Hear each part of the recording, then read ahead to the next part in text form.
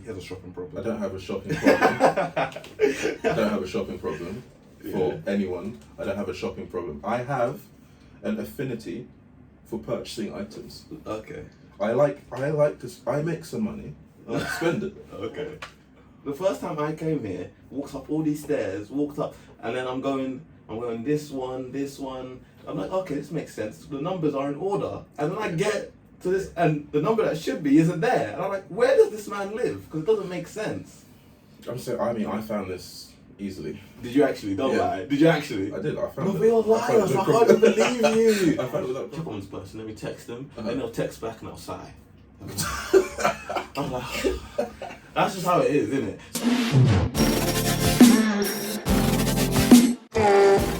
Alive. We're cooking. We're cooking. Welcome back again. Back in the kitchen. We're here again. Chefing it up once more. Chefing again. We're going to ask who let him cook, and it's going to be great. It's going to be a few times, actually. Oh, jeez. Welcome back to episode 3. Episode 3. We've actually come quite a long way now. Honestly, we are. Crap. Honestly, we've come a long way, and I don't know how far we can go because it's getting rough, honestly. No. You don't think so? Inspiration Mill is still running. Yeah. With the assistance of our brains. Yeah. Our brains. Yeah. How the hell is AI going to take over our jobs? Yeah. That's maybe another one. It's not taking me over, but Yeah, maybe really. some of you copywriters. Yeah. It's coming for you. It's coming for all of you. Yeah. Writer's strike. Writers. Oh yeah. Writer's strike. Who was doing that writer's strike? It was all the comedian shows, isn't it? Yeah, they were. Can't say we were on strike. We're always writing. We're always bringing the confidence. Oh, swear. Always bringing the content. We're not going on strike. Yeah. Not Not yet. us. Not yet. Yeah. No, Not yet. Depends what you guys do to us. So, let's get into this episode. Thank you for joining us again. Yeah. You know. If you're in for another 45 minutes to hour, or last one's a long one. Last one's a long one. This one will probably be shorter. Actually, we don't know. I don't know. Yeah, we always promise a never short know. episode. We never know. And then we actually don't know. Yeah, but if you did watch the last one, I hope you left a like, hope you subscribed, and that's why you're back again. Mm-hmm. Shared it, that's why there's some new people here with us. Mm-hmm. Just hoping all the good things have happened on all the platforms you listen to, on Spotify. The YouTube video, once that goes up, I've been slacking, but don't worry, I'll be on it. Don't worry. And what else is there? That's it. You can leave comments on Spotify now. Absolutely. So, you know, Yeah. you can Please complete a do. poll there. Just let us know if you want help with anything like you want us to talk about.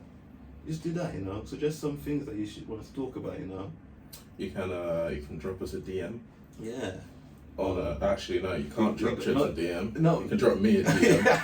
Drop me a DM on socials. Honestly, I might come back. Socials will be on the screen. I might come back to socials. Yeah, I might come back because I was talking to my friend about it, and they were like, "What's really changed with you What being has on changed? it or off it?" And at the moment, nothing. Really? Well, yeah, nothing. Because virtually nothing. So it's like me having it or me not having it hasn't really affected my life in any way. Okay.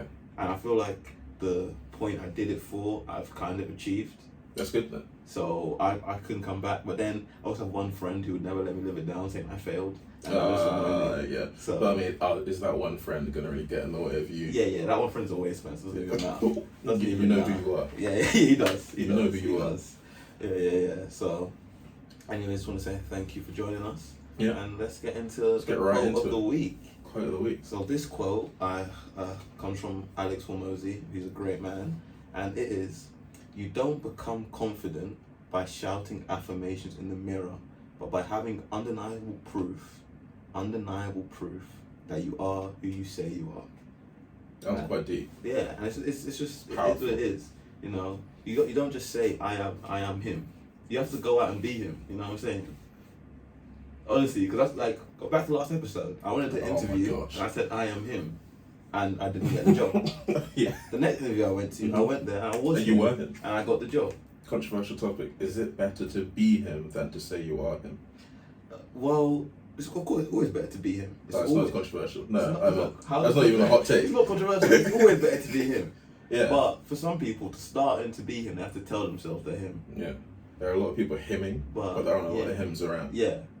Yeah. We're not all singing from the same hymn sheet. Yeah. Not all singing the same kumbaya. No, we're not.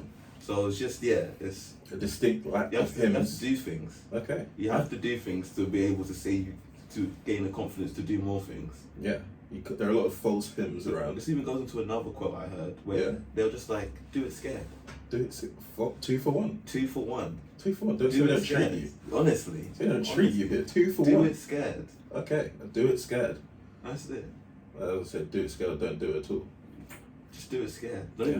Don't do it at all. Just do it scared. I like that. I like that. Cool. And then, I mean, so that was yeah. a 2 for 1 for you there on the Yeah. quote of the week. So Exactly. quotes of the week. I'm changing it up. quotes of the week. Quotes of the week. And I'm gonna take the mic for this one. This is my Yeah. debut on Fraud Watch. Yeah. The yeah. first ever Fraud Watch. Yeah. Leave a comment if you think it's better than my one. But It will be, don't worry. I doubt The it. quality is going to be low. Oh, I mean quality. Yeah. For those Oh. that have noticed, Oh, couldn't wait to put it in there. for our video watchers, welcome back first of all. Yeah. Like and subscribe. Always leave a comment.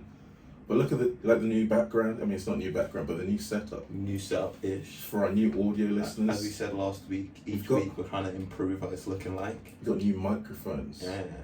Nice fancy microphones now. I hope the last episode was a bit rough in terms of audio, but this and from now onwards, God can't speak. It should sound a lot better, a bit more balanced. Got some Yeah. nice microphones. Make sure things Just sound nice in and your ears. crisp. Sound like a nice, it's an ASMR, I don't know about that. ear massaging. That sounds so odd. Yeah, Anyway, let's get on to my let's stay debut for Fraud focused, Watch. Honestly. So those that know me in real life know that I am loose with my purse strings. He has a shopping problem. I don't have a shopping problem. I don't have a shopping problem for Yeah. anyone. I don't have a shopping problem. I have an affinity for purchasing items. Okay. I like to. I make some money. I like to spend it, Okay. and sometimes the money is worth spending, and other times it's not worth spending. Yeah. Some would say I'm the connoisseur of the sale. Some might say that I find items on Amazon. Just so you know, I haven't met these some, but You don't have to meet them. yeah. You don't have to meet them. Just know that some people are saying it. Okay. Some would say that I can find a bargain anywhere, like a needle in a haystack. Okay. That's what I do. So let's talk about one of my more successful purchases. Yeah. This chair I'm sitting on right now. Can't really Yeah. see it, but It's a Secret Lab chair. Secret Lab chair, nice. Shout out Secret Lab. Secret Lab. If you want to sponsor the episodes, come on Yeah. down. It was an expensive purchase. It was the 3-figure purchase, a mid 3-figure purchase. Yeah. However, it's a very comfortable chair. It looks Just comfortable. little review. I sat in it. It was comfortable. Very comfortable. It was Does all these rotations. Like Yeah, yeah. got a little head pillow, lumbar support, all of that good Little stuff. magnetic head pillow. Yeah. Put it anywhere Honestly. on the chair. It feels good. Feels nice. However, getting it into this house was a hassle. I have to say. For that, I'm gonna have to give you some backstory. Yeah. So Okay, to get to my front door, it's a struggle. It doesn't help for deliveries. It doesn't help for food. Doesn't help for me getting here. It doesn't help for others getting here. It's a struggle. It's a hassle. So what happens normally when I order a product is I order, I see the tracking, I see next day delivery. I know next day delivery is going to happen, but it's whether or not they're actually going to find my front door. Yeah. So you have to go, full context, I live above a high street. So to get to the front door, you have to go and park behind the high street. But in some places, the GPS takes you to the wrong car park. Yeah. So whenever I order Amazon, I normally have to expect a phone call, like it's Deliveroo, so I can guide them to my front door. Why don't you just put, since you even use it so much, why don't you just put in delivery instructions? I put in delivery instructions. What? These guys just choose not to read it. Oh, so okay. Yeah, they choose to ignore it. Cool. Amazon sort your drivers out. However, this was not Amazon. This is DPD. Yeah. And Fraud Watch here is unique. I'm putting DPD on Fraud Watch. Yeah. Because this delivery driver, decided that he wasn't actually going to even deliver my parcel. Yeah. So the normal sequence comes in: order, get my tracking. It's supposed to come to my front door. Got the phone call. It's an uncle. Yeah. Uncle calls on the phone. He's like, "Hello, Oh, so hello. makes Where's your sense. front door?" It's making more sense. Yeah? Yeah. Gets to like the high street Yeah. before you turn in. Yeah. And he's like, "Okay, I can't find your house. I've been walking for 5 minutes." Okay. Okay. Calm. The guy's probably stressed. Yeah. He's probably on a clock. He needs to get a certain amount He of needs deliveries to done by get the end his of the next day. delivery. So he's walking down. I hear him walking. I see him because I can see the high street from my my window. I see a guy holding a big box walking down, and then I'm like, okay, I can see you. Can you walk down past this shop and then turn right. Yeah. And he said, okay, cool, I'll do that. He's walking up the alleyway. Yeah. Gets to the stairs. I'm like, yeah, just go up these stairs. Yeah. He says, no. Understandable. It's your job to No, deliver me my parcels. That's completely understandable because if he's been out there 5 minutes, I don't know, the chair looks kind of heavy as well. 21 kilograms. Yeah, so he's been for 5 minutes walking up and down the street, 21 kilograms, yeah, and then he sees... On a wheelie? I was on a wheeler. Yeah. Oh, I thought it was like actually... On a trolley? it. No, he's not. Yeah. Well, Yeah. I thought it was there like... No, well, on top of his head. Yeah. Nah. He's carrying it like, boss. He had it on a trolley. Like, boss, where are you? But Yeah. but then he didn't have me just to carry it by hand at that point up these stairs. I paid £7.99. No, £8.99 delivery for this. Oh, swear. Yeah. Okay. I get it. And £9 I get why for you're delivery. annoyed. I get why you didn't do it though. Wow, pick a side. I don't have to. It's not my problem. It's not my problem. Okay, well, I mean... I'm just an observer listening to this fraud watch. No, okay. So Uncle said no. Yeah. Like flat no on the phone. Oh, yeah. So I'm obviously a bit confused. And this guy didn't just say no to me, did he? He didn't just deny my parcel. So he says, if you want to get your parcel, come downstairs and come and get it. Yeah. I was like, what? Excuse me? You gonna bring me my parcel or not? He said no and hung up. Swear. Hung up on me. Hung up, left it. Left it. Took a picture of it at the bottom of the stairs, said it was delivered and walked off. Do you know how wild that is? I know that's wild, but I have respect for that because he couldn't be bothered. He's like, I'm just gonna. He says this is not my problem. Yeah. Deal with it. Yeah, that's what he said. He said, I've done my bit. I've got it here. To me, that is absolute fraud watch. Absolute fraud watch. EPD. It's a bit fraudulent, but sort your drivers at Amazon. So everyone, just high street accommodation is not the one. Yeah. There'll be another episode on that. But high street living above a shop where a car park is ambiguous. Yeah. Oh, stress. Like the first time I came here, it was oh my lord. The first time I came here, walked up all these stairs, and then I'm going this one. I'm like, okay, this makes sense. The numbers are in order. And then I get to this, and the number that should be isn't there. And I'm like, where does this man live? Because it doesn't make sense. I found this easily. Did you actually? Don't lie. Did you actually? I did. I found it. We're all liars. I can't even believe you. I found it without problem. I can't even believe you. That's such a lie. I don't think it is a lie. That's such a lie. Actually, no, that's not true. Be honest, you didn't find this place straight up. I was guided here, actually. Of course you were. I was. Of course you were. But if I had to, I would have found it. I don't. You would have. Yeah, I found it eventually. You had to ask. Yeah. I hate you so much. I hate you so much. Personally, I'm calling that a skill issue. Oh yeah. Personally. You're such a waste, man. A young Google Maps. What are you even talking about today, man? What are we talking about today? today? Annoying. What are we talking about today? It's how, I believe it's imposter syndrome. I believe it is. How the hell can I overcome imposter syndrome? So good. Can you, how do you overcome it? I mean, first I'd probably start with what is imposter syndrome? So imposter syndrome, right? So in layman's terms, really, is that you're a fraud. It's a fraud. That following on from fraud watch, that even yourself believe you're a fraud. But I googled it earlier, and this is what I found in my Googles. It's the fear that other people will eventually uncover your perceived weakness and question your competence the same way you do, with you severely believing that you are incompetent relative to the people around you. Yeah. Imposter. So you feel like an imposter, like a fraud. Yeah. It's like, I feel like in like simpler terms, it's the fear of being discovered. Yeah. Or the fear of I mean, it might not even always be the case. Some people live their lives without imposter syndrome. No, I'm thinking yeah. Must be a nice life to live. I did see a statistic from Harvard when I was doing the Googles that said 70% of people in their lives will experience imposter syndrome at some point. I mean, so there is a 30% that just never do. I can imagine it's quite a popular thing. And probably a disclaimer before we even start. Yeah. We're not mental health professionals. Yeah, for sure. We are just giving an opinion on something that we relate to in the workplace and in our lives in general. Just from upbringing, in family life, in uni, everything. There's imposter syndrome everywhere. Yeah, imposter syndrome you can face at any point in your life for anything in your life. Yeah, and it's quite prevalent and it's quite peak when it hits. Oh yeah, for It's- sure. It's really peak For when it sure. hits. For sure. I think the last time I cried was because of imposter syndrome. Oh really? Yeah. We'll go into that. Oh, sure. Wait, let me think. It was during my placement. Yeah. I can't remember what was actually like happening overall because it was like I didn't realize it was imposter syndrome. It was just like I don't know. I just wasn't feeling tip top form. Yeah. And like I had to keep working from home, so I wasn't leaving my house. I think what else? And then work was just getting overwhelming because Okay. in my placement I was they say service desk analyst. I was like customer service support really. Yeah. For like it was a tech company, so like customer service support for their clients. So when stuff was going wrong, they'd call us, and I worked on a team that had the busiest client. Like I was one of the company's biggest clients, so they were always calling, Alright. and Right. you had to hit them KPIs.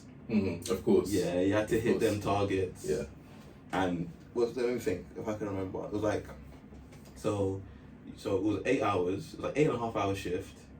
You had an hour lunch break, so you worked 7.5 hours. Yeah. And you had to log. There was a system that logged how many that kept track of how many minutes everyone did, how many issues everyone resolved, and you had to hit, I believe, 20 resolves. Yeah, 20 resolves of issues that day, and I believe 300 minutes, which is 5 hours.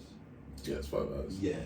No, it might have been a bit. It might have been 320, but yeah, like 5 something hours. Oh, So, in your 7-hour workday. 7-hour work day. You had to have logged that you were working on the issue for at least 5 hours, and have solved at least 20 issues every day. Every day. So it was. I was getting burnt out. I was getting burnt out really. Yeah. It was like every day, and I could never have a job like this again just because there was like no real break. Yeah. It was as soon as one call ends, another call's coming in. Yeah. I don't even have time to type out all the log the minutes I just did because the phone's still ringing in my ear, distracting me. Yeah. So then I'm losing track of stuff, and then like your target's on here because you're not logging things correctly. So that was a lot. So I was like getting burnt out from that job. Yeah. And then it was during the pandemic, so I was always at home. Of course, yeah. I was always at home. Yeah. And I'll probably go into like my family a bit more, but like me and my sister at this point, we weren't on like best of terms. Right. Like it definitely improved during the pandemic just because we were always at home, but before we weren't really on the best of terms, so like we were always around each other, and that in itself was kind of an issue. Right. So then I think there was a point where my sister got ill during the pandemic. Yeah. And like I don't think I was like checking up on her too much. Yeah. And I think that one time our brother came, and my brother came to visit, and he was talking, and then I think my sister complained to my brother saying about how she was ill and this, and then my brother just turned to me and he just looked at me like sadly, like he's like. Like disappointment. Yeah, like there's like kind of like disappointment because my brother has to do this thing a lot, where it's not like serious disappointment. Like but it's like I think he said like, so you've been here the whole time, your sister's been ill and you've done nothing. Oof. And he just looked at me disappointed. Yeah. And he does that a lot when things are said like at a family table or stuff like that. And he's never really serious. Yeah. But it's just something he does. Yeah. And I think this And it weighs on you. this was just the straw that broke the camel's back. Okay. Yeah. Like I was just like, listen, I was like, listen, okay, there's a lot going, like, I can't even put it into words, but I just don't. And there was so much going on. I just don't feel myself right now. Mhm. And as I was going on this rant, I just stopped and broke into tears. Yeah, I can imagine. I just stopped and broke into tears. Yeah. It was clear I was confused. I was so didn't know confused. what was happening. He was like, geez, I was just joking. He was like, geez, I was just joking. But and I then, and he was just like, I was like, I'm trying my best. There's just a lot going on and all this, And I just confided in him, and that's like a big thing for imposter syndrome is like a support network. Definitely. Because I feel like a big thing with imposter syndrome is people try and like, it's all like self-perceived. Yeah. So you're always keeping it to yourself. Yeah. And like I feel like the minute you let go, it really does help. Yeah. And it's hard to do that because it's not rational. It's not something you just. I just don't feel imposter syndrome. It's like it can't just go away. And it's like for me personally, my personal story with it was, it's not put on me from siblings. It's like parents, but it's not like in a bad light. It's because obviously they want the best for you. Yeah. They want you to succeed. They want you to be the best version of Yeah, yourself. yeah, But in that, in itself, it comes with pressure. yeah. So for me, like the first time I can remember feeling it properly was from the jump from A levels to starting uni, Okay. and then starting again from uni to starting the first job. Okay. So when you start uni, there's this. It's not like relief. It's like you're in your own environment to start your uni career, I guess. Yeah. And then maybe a week or two in, after Freshers Week, where shenanigans were just going on constantly, Yeah. and you get this time to yourself to like just like it almost doesn't hit you Yeah. that you're at uni, like this is a separate phase of your life now, and thoughts are just like why did I do this degree? Should I have done this degree? Am I the right person to do this degree? What am I going to do with this degree? Like all these confusions just like hit you at once. Oh really? Okay. And I just felt like overwhelmed completely. It's like maybe I shouldn't even do this. So I went into actuarial science. Yeah. And like the degree I've gone into, because I want to be an actuary. Yeah. But there were so many times that I've doubted myself on the journey to becoming, like going into financial services, that I've just been like overwhelmed at so many different points. Like did maths at A level. At first didn't go so well. Retook it, did quite well. But in the first like instance, it was like, wow, should I even go into being an actuary? If you're struggling Like, with these, if I'm struggling with maths at this level, which is probably the hardest level yeah. of maths. Because when you think about A level, it's actually the hardest maths I've ever done. Yeah. Like by far. Yeah, yeah. Uni level maths wasn't as hard as A level maths because you get so much help. You get like graphs, you get formulas, all that kind of stuff. But the first hurdle, I was like, wow, maybe I shouldn't be an actuary. Then I got in and I'm like, wow, I'm doing actuarial science. Yeah. Like, what are my other options? Oh, At the beginning, I didn't think there were any other. Obviously, you can go into data analysis, insurance, all that. There's so many different ways, but you're not thinking straight. You're not yourself. Yeah. When you're feeling like an absolute intruder in your own space. Yeah. And it's such an uncomfortable feeling to feel. And to feel uncomfortable in your own skin is crazy. Yeah. Because you imagine you're just chilling in a lecture one day, and suddenly you're thinking, what am I doing here? I don't feel like I'm in the right space. Like again, it's just my experience. I'm not saying that like, I'm not trying to deny anyone's feelings or anything. It's just the way that I was feeling, and it was uncomfortable, very uncomfortable. Yeah. Because I feel like even with my story just now, I didn't even go into the point of where I felt like an imposter. Yeah. It was because of like work, because like you could see everyone's minutes logged. Yeah. And it's just when I looked at myself compared to them, Yeah. there were like times I would beat them, but there were a lot of times where I just fall short in comparison to everyone else on the team. Yeah. And you're just like you don't deserve to be here. Yeah. Like, look at these people. Look at what they're doing. And like I had one person who was also on placement, and she was so well connected in this company. Right. Like I promise you, if she stays there like another 5-10 years, I can see her running that place. Really? Yeah. Because Nice. she knew everyone. She knew because the company wasn't really that big. Yeah. But she was on good terms with the CEO, the whole senior leadership team. They knew her name and stuff like that. And like throughout the company, people knew who she was in it. And like this person is literally my peer. Like it's crazy. She's on the placement with me, and she came from the same uni doing the same degree as me. Yeah. Though I never met her before that. Yeah. That's just the thing I do. I'm just like, same uni, we never met before starting work. Yeah, same uni, we never met before we started work. Crazy. And I don't know, I was just, And I was just like, yeah, I'm just clearly, I'm not capable. Like, clearly, I'm just... So who am I to even be in the same space? These people around me are just better. Yeah. People go to, like, another guy who started similar to me for advice on what to do to fix these problems. Me, I'm in the back, I'm in the back twiddling my thumbs. Yeah. That's what's happening. Yeah. It's an uncomfortable feeling. Yeah, so it's awful. It's awful. And that's just like, I think that was the first time I became fully aware of like what imposter syndrome was. Yeah. Because I feel like after happened to my brother, I then went to my mum to talk about it. And then as I was talking to my mum, I realized that like I also had imposter syndrome in my own family. And like, cause I'm the youngest, right? And I have 3 siblings. And my brothers Yeah. are extremely intelligent, Right. like extremely intelligent. They both did 4 A levels. I think my oldest brother got A star, double A B. He did maths, physics, chemistry, and I think economics. And he got A star, AAB. My other brother, he got A star, A star, A. He did maths, I think biology and economics. Right. And yeah, so like they've just Chilling. yeah, they're just and the thing is, it started young because our brothers went to a grammar school. Okay. Yeah. And for grammar school, you have to pass the test. Yes. You have to pass the test. Indeed. They passed the test, they got in. I did the test. Yeah. I didn't get in. I passed, but I was like, I just passed. Right. I think 11 plus. Yeah. Yeah. I just passed, and it's like you're like you're on the waiting list. You're like the 400th person on the waiting list because I just passed. So I was like, yeah, I'm not getting in. Yeah. And Starts that was like when I really first, early, I was like yeah. when I was like, yeah, my brother's just better than me. Like my brothers are just better than me. Yeah. I think I was reading it somewhere that if you, I mean, for me, it was like when I was really, really young, Yeah. I was able to read quicker than some of my peers. Mhm.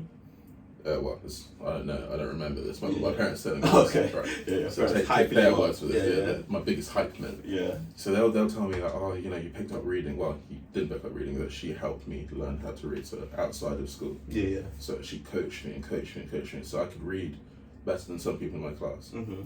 And I feel like that positive affirmation, that's like you're a genius. Yeah, You can yeah. read from, so you kind of get that superiority complex Okay. to start off with, Oh, so right? yeah. And then everyone's hyping you up to be this genius Mhm. because you could read quicker than everyone else. Now you're picking up simple patterns quicker than everyone else. And then when it comes to like big things and you have your first big flop, Yeah. Yeah, imposter so- syndrome, Yeah. It's straight off the bat. Maybe because people in my primary school would say, I don't know, people throughout my life, people I've met would say I'm intelligent. Yeah. Like they would say I'm intelligent, Mhm. but like I personally never felt that intelligent. If you know. No, like no, I understand the things I'm good at, Mhm. but I've always been extremely aware of things I'm not good at. Yeah. And because of that, I'm like, I'm not really that smart. And Yeah. also, because even the things I'm good at, I'm like relate to people who are better than me at it. Uh-huh. It's like I'm nothing special. Right. So I probably still have like a little bit of imposter syndrome there, but I've just accepted that. It's just Yeah. part of life. Yeah. So yeah, and that's when it probably started, because I remember one thing that really hurt is that I think when I like didn't do as well, my mum blamed herself for it. Yeah. That's always hard to see as well. Yeah. The parents blame But themselves. yeah, my mum was like, because I helped the older brother study more than I Yeah. helped with you, Mhm. and then that made me feel even worse. Yeah. Because like it's not your fault. Like I failed. Like it's Yeah. not. Yeah, you didn't fail. It's definitely not on you. Mhm. And it just I feel that's probably where it started. Yeah. Like And then you were constantly comparing yourself then. I wouldn't even. It's not, I wouldn't say I was constantly Or comparing maybe myself. not consciously, It's, maybe yeah, subconsciously. maybe subconsciously, but it was just like every like intelligence milestone. Uh-huh. Yeah. I just knew I wasn't. I just always doubted I'd ever do as well as them. Mhm. And when I didn't do as well as them, I just knew what it was. Yeah. Like they better than me at GCSE, A level. Uh-huh. Uni was different because we all study different things. Yeah. So like there's no But like one. the standard metrics. Yeah, standard there's measurements no of one. intelligence. Yeah, there's no like 1-to-1 comparison for that one. Yeah. So like, and then even like work wise, Mm-hmm. like, cause like my brother would, I think right out of uni he got a job in like investment banking. Fairs. Then my older brother he got a job as an engineer Uh-huh. for like a motor company. High achieving Yeah. family. Wow. Yeah, high achieving. Uh-huh. And Damn. then it's just like, I'm just like, can I like, or what? will I ever live up to this? Yeah. It's like I'm part of this family. Because I would shout at my sister, but for the longest time I didn't actually know what she did. Because what's it called? Mad. No, because because like I said, our relationship wasn't on the best, so she wouldn't really tell me all that stuff. Yeah. Yeah. Right now, and my sister's also very high achieving as well. Wow, there you go. So, Yeah, like, but you're also high achieving now. I'm doing your bit. The thing is, in comparison, like, I've started to like understand it's a comparison thing, Yeah. and I have to just compare it within my wheelhouse Yeah. in it. Yeah. Like for my age, my age, Uh-huh. I'm doing well. Yeah. like Yeah. like for my age, I feel like for most people I'd consider like my peers, I'm doing well. Yeah, I mean, when you consider it, When I compare job straight out of uni. yeah, when I compare it to my family, I'm not doing well. Yeah. Actually, when I compare it to just my close family, Yeah. if I compare it to like my wider family, I'm probably still doing very well. But just like my close family, Yeah. I just always feel, well, I don't know if I always will be, but for the moment, I feel like I am the bottom rung in it. Okay, yeah. Yeah, I see what you mean. Cause like even like with my parents, they're both doctors. Yeah. Like, Well, there you my dad has a PhD in electrical engineering. Calm. My mom is actually just a medical doctor. I'm actually getting imposter syndrome for your family. Like I come from a close family of high achievers. They're all high achievers. They are all high achievers. That's crazy. And wow. even though like if any of my friends or peers look at me, they say I'm probably a high achiever. I don't even know if I am. I don't even know if I am. He's not. Yeah, I don't even know if I am. I honestly don't even know if I am. But just in comparison to the people I grew up with, I spent most of my current life around. I'm not, Wow. and that's just an imposter syndrome thing. Yeah. But it's just understanding that it's not one to one ever. Like it's the whole context of the situation. Yeah. I'm just processing this. Oh, Your so dad, doctor. Your mum, doctor. Older brother, investment banking. You love black excellence, innit? It is. It's all black excellence. Yeah. Sister, you don't know what they do, but high achiever, high achiever, high achiever. Yeah. Chuds. Innit? Yeah. That's how it goes. That's how it goes. But it's like, I don't know, and I thought about this a lot, and it is what it is. Yeah. I don't like. It doesn't bother me anymore. Oh, I just know what it is, Yeah. and I have no doubt in my life that I'm gonna achieve whatever I set out that I want to achieve. Yeah. And because I don't have like big dreams and goals like that. Is it? I don't. Yeah. Don't be CEO one day. No. Company. Yeah, like I've never had this idea of like grinding out to be extremely wealthy, Oh extremely wow! rich. You've not been on the social medias. Yeah. I'm never born to that hype. Okay, right. Like I remember years ago. It was at uni, and one guy. I think there's a Dame Dash interview. Okay. About how he talks about not working for anyone else and stuff like that. Yeah. And this guy posted it. Yeah. This guy, he has a good business going. Yeah, he has a good business. Yeah. Actually, I'll shout out. It's MGX Jeans. He has a clothing business. Right. And the jeans are good. They're good jeans. I bought some. Yeah. And I just popped up to him. Like, I feel like this is a bad mentality to just push on everyone because if everyone starts a business, who's gonna work in any business? You need employees. Like and I'm like I've never had a problem being an employee. Like I've never. There's no shame in being an employee. Yeah, there's actually no shame, and I feel like a lot of social media and a lot of things people like to advocate is like you shouldn't work for anyone. Be your own boss. Work your own hours. Working for someone else is easier. Yeah. It's extremely easy. That's what they won't tell you. So it's a lot easier than working for yourself. Working for someone else. Facts. Like I don't know. Maybe it's just because of my mentality. I've never minded people telling me what to do. Maybe because I'm the youngest and I'm just used to it. Yeah, true. I'm just used to people telling me what to do. That's mad though, because a lot of lastborns hate authority figures. I don't know about that. Swear. Yeah. Okay, crazy. Yeah, because a lot of them hate being told. Because that's all my life I've been told what to do. I just want to do something myself. So I don't know because I've realized this. I'm very different from like people. Yeah. I'm you're a bit. Yeah. Neurodivergent. Yeah, I remember I said to my friend, "Oh yeah, I'm an enigma," and she's like, "You know, that's a synonym for problem." Yeah. Okay, cool. Like, weird flex. Yeah, weird flex, but okay. Yeah. So yeah, I'm a synonym for problem, and it's just like. But I mean, you have to take it all with context, though, because context matters. Every single time with imposter syndrome, context will always matter. It's like you said. Like when within your close knit family, maybe you might not be considered a high achiever, but in general, I'd consider you a high achiever. Yeah. And the thing is, and like if you look from outside of my family, you wouldn't say I don't fit in there. Yeah. Like objectively looking in, like you'd be like, yeah, it's just a high achieving family. It makes sense. You're all doing what you do. It's just a high achieving family. Yeah, but your personal feeling wouldn't be that you're on par with them. Yeah. It's like with me, I have a brother that is doing triple jump, probably going to Europe soon. Oh, nice. Got parents both doing PhDs. Yeah. And my job, I don't want to do a PhD. Yeah. Don't want to do a master's. Don't need to do that. But like my self-worth, my whole life has been academics, music, and all of this, like trying to make me a well-rounded individual. But that also comes as a detriment in your mentals, because you're trying to be built up to be this perfect individual. Yeah. Right. You're trying to be smart. You're trying to be sporty. You're trying to be musically inclined. You're trying to be like all these different things. It's not possible to be everything. You can be good at certain things, but there are very, very few people that can be good at absolutely everything. Yeah. I don't think it's even possible. Are there people? It's not. It's that not are good at possible. everything. I promise you. There are people that are good at a large range of things. Yeah. But there aren't people that are good at absolutely everything. Yeah. And you don't want to be that guy. And I'm semi-certain that if you look at like high achieving people, they'll tell you to specialize. Yeah, they will. They say choose one, like you're doing too much. Yeah. Pick one thing and be good at it. Be good at it. And It's choose not to a be good at problem it. that you're not good at something. Yeah. But you don't have to be good at everything. Yeah. Even if people are forcing you down a certain path. Like sometimes there's like you have to be careful with that, because there are some things that you're just young.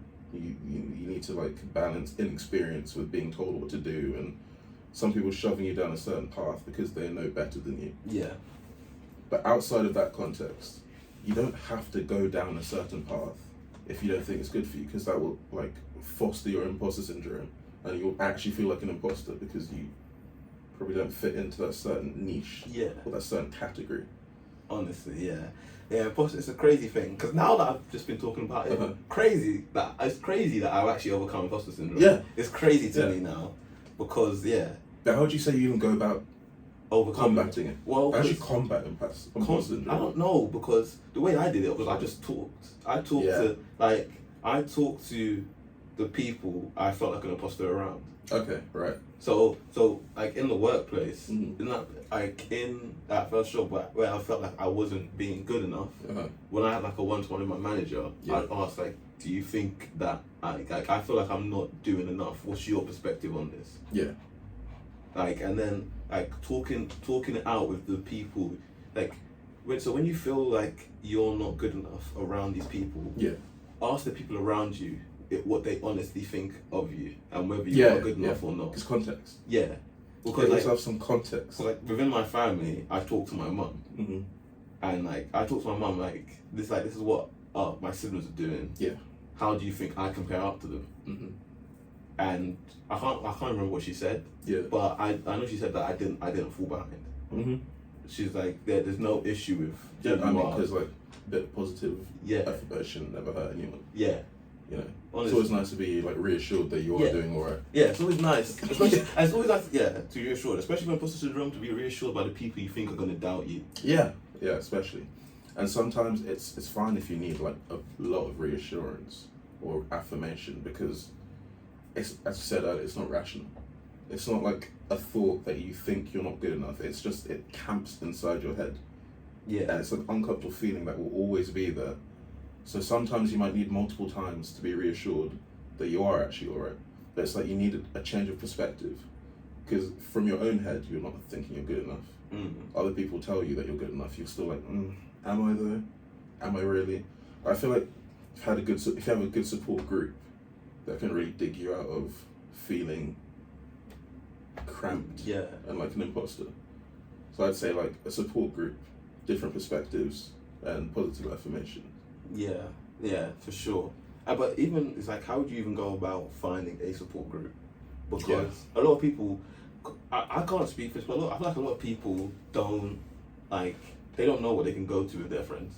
True. With their friends or their family. True. Because there's like, I have no doubt there are things like your family know about you that your friends never will, and your friends know about you that your family never will. Yeah. Just because just not comfortable talking about those certain things with them. So how do you know who you want to talk this stuff out with? Yeah. Well, I mean, I'd say it's like setting boundaries with people. Something I'm not very good at working on personally. But it's like you have different like levels of friends. Yes. Do you know what I mean? The thing is, a lot of people tell me this, and I just never have. Really? I've never. You say you have one level of friend? Yeah, and one of my friends hates me for it because that Really? yeah, because yeah. That baffles me though. Yeah, it baffles her because she doesn't like the fact that, like, she's known me for this amount of time, but I will tell her things I will tell someone I met 2 weeks ago. Really? Yeah. I mean, I can kind of see that. But how long have you known this friend? Like 5-6 years. Okay, right. Oh, but she doesn't want to know the things that you... No, she does, but you can't fathom the fact that I'm okay telling her these things and I've known her for this long. I wish for something people would say is like quite like, I don't know, quite like intimate or deep kind of things we're talking like about. Deeper conversation. Yeah, like a deep conversation. But it's like I've known you for like a few months really at this point. Yeah. And I'll be happy to say the same things to you. Yeah, fair enough. I think that also depends though, because I don't think you just separate friends into time. I still feel like you do that though. I still feel like I think you do have levels of friends. You just don't class it as like distinct levels. I feel like for you it's a case by case basis. I don't know, just because. Would you say you tell everyone? No, like you don't have a problem telling anyone anything. Yeah, there's no one. There's no one I deem a friend that I wouldn't be comfortable saying something like what I'd say something to this person who's my friend. I'd also say to this person who's my friend. I see this person less. I talk to this person less, but I'd say the same thing. It wouldn't be a problem. And I don't like this level of friendship thing. I've never truly understood it. But would you say that's because you have good connections with everyone you're friends with, and you don't actually make friends with people that you wouldn't speak to on a deeper level? Oh, maybe, yeah, maybe. Because I feel if you have, because with me, I'm not a very social person. Yeah. I'm just completely extroverted. Yeah. Go out and about, speak to lots of people. Okay. But I don't call everyone I speak to my friend. Obviously, can't. So I would call some people acquaintances, some people friends, and some people close friends. Yeah, that's what I said with my friend. It's just acquaintance plus friend. Really? Acquaintance plus friend. That might be easier to deal with like that. Honestly, I feel like it probably is. Because I've also never had like a worry that like I would lose like a close friend or like lose a friend or lose like I've never had that worry. Just all my friends. You lose friends along the way. You gain friends along the way. Yeah, it is what it is. Of course. It's mad though. Yeah, that's just how I am. It's just like acquaintance plus with my friend. Like when I was like younger, I used to have like friends, close friends, best friends. I've never understood best friends. And then it just got to a point where like in primary school, he's my oldest friend today, but I say in primary school is my best friend. Yeah. Now it's just a friend like everyone else. Damn. Demoted. No, it's just not even demoted. It's not even that thing. From best friend to just like all the other guys. Yeah. Just get in line. Yeah. Okay. Say 3 people calling you at one time. Yeah. Okay. How you prioritizing the call? I just if I see the call, I'm answering. Really? Yeah. The first time. call I see, like so, say like there's 3 phones over the house. Yes.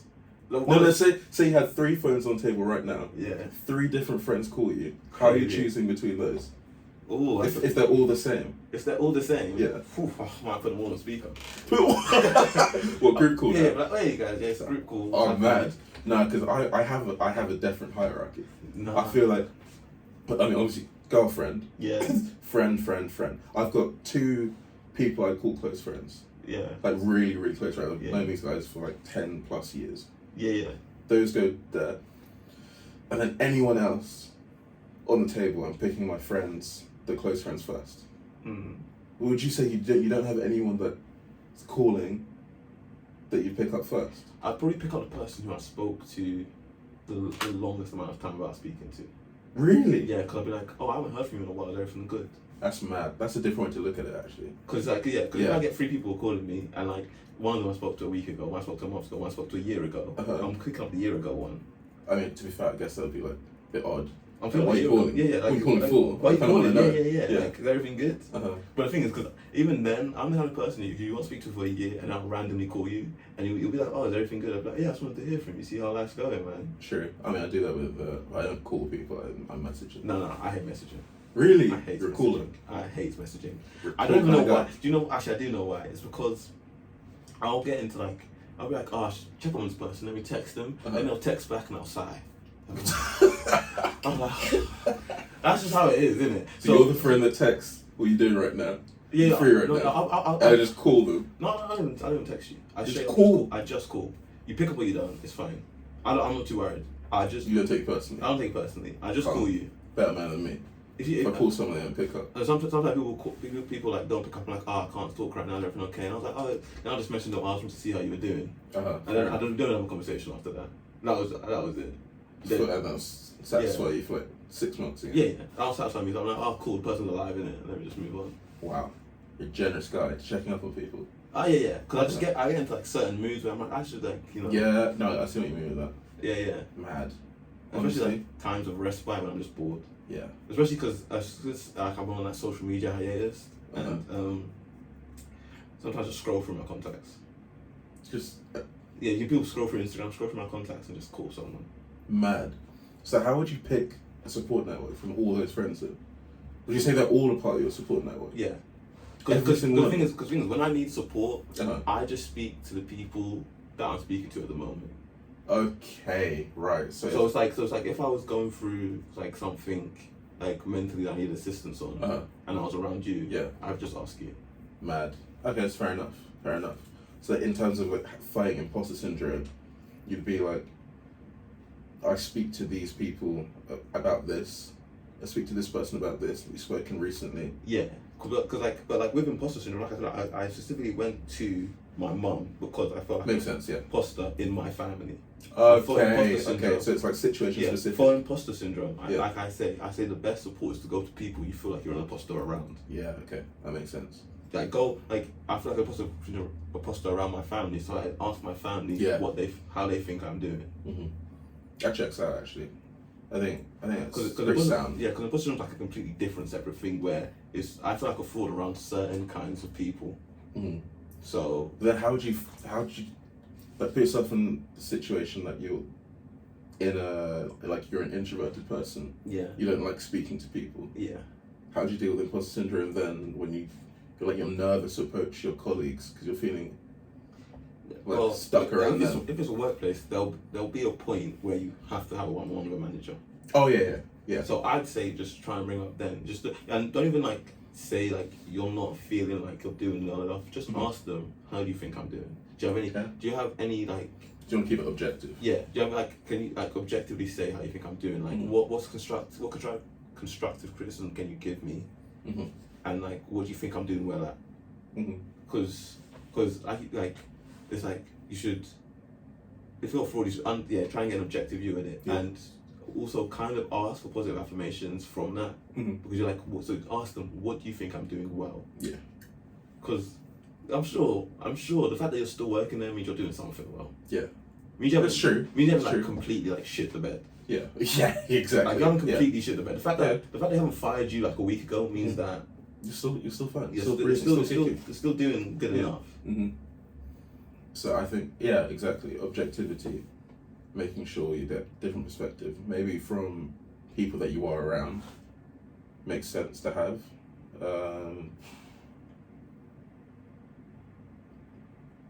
Guide, really. That's it. That's it, really. That's all I'd have.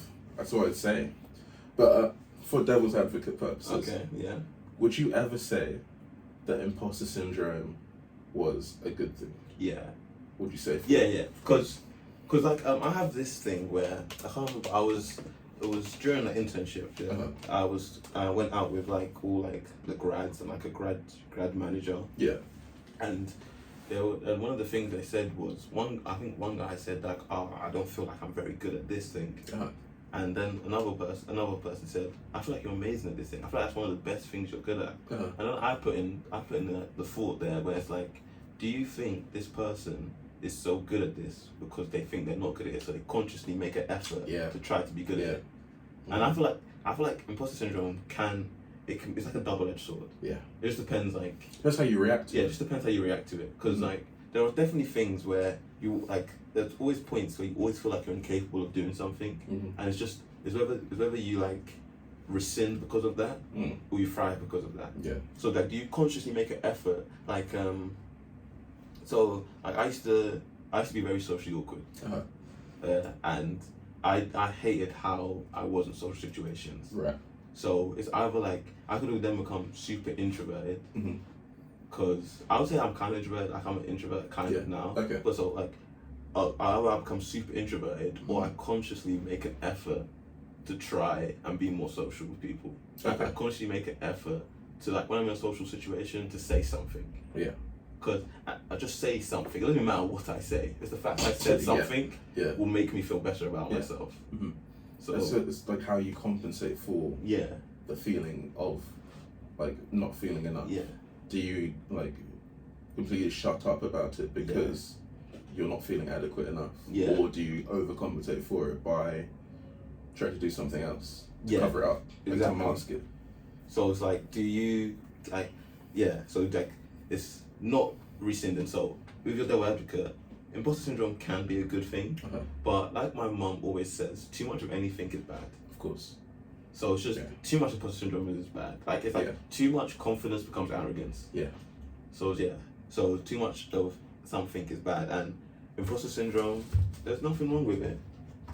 There is absolutely nothing wrong with it. I can't take people serious. Crazy. Oh my gosh. Oh. Yeah. So, and for overcoming imposter syndrome, and it's weird because it's really always going to be on you. Yeah. It's always on you to understand, because like, and I feel like one positive about myself that I'm very proud of is I have a lot of self-awareness. Okay. I feel like that's something I'm very proud of, is my self-awareness. Yeah.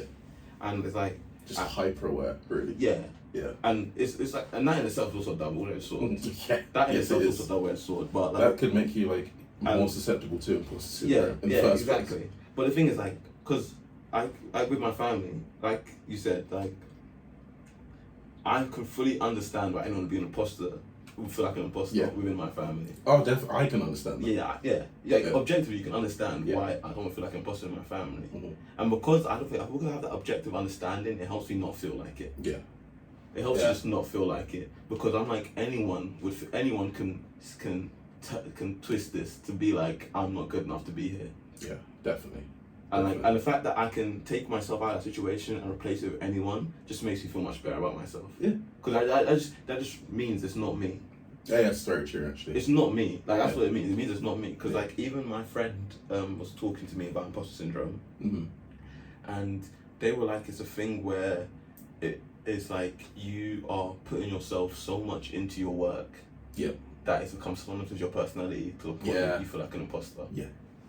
But it's like, so another useful tip could be, take yourself out of it. Like, understand that this is this, and you are here. Yeah. Like, this isn't your whole life. No. Compartmentalize. Yeah. Because like, even when I feel like an imposter at that workplace, it was after like I had that like breakdown with my brother. I realized like, this work I'm doing it's not my life. Yeah. It's a placement. I'm going back to uni. Like, this, like why am I taking this so serious? Like, I hope you're wrapping it up in there. crazy. Crazy. We're being pushed. Well, I came here to watch Eurovision with you, so... Oh, my apologies. I'm leaving. I don't. How the hell are we professionals? Because this is Honestly, this is just crazy. It's another bit. Like, we subscribe. actually planted all of this Yeah. so we could put it in this to say how the hell we're professionals. That's why we did this. We're at the end of this. What's the comment? A comment? I'm no longer an imposter. No longer imposter. Yeah. I like that. Let's I'm go. no Let's longer go an with that. imposter. No longer an imposter. You know, leave a comment on Spotify and YouTube And saying YouTube. that you made it to the end. Yeah. I'm no longer an imposter. Anyway, thank you guys. And We'll also, maybe. Oh, before it sorry, ends- apologies. Sorry, just before it ends. Maybe if you feel comfortable, leave your own story of how True. you felt like an imposter. do that. Cool.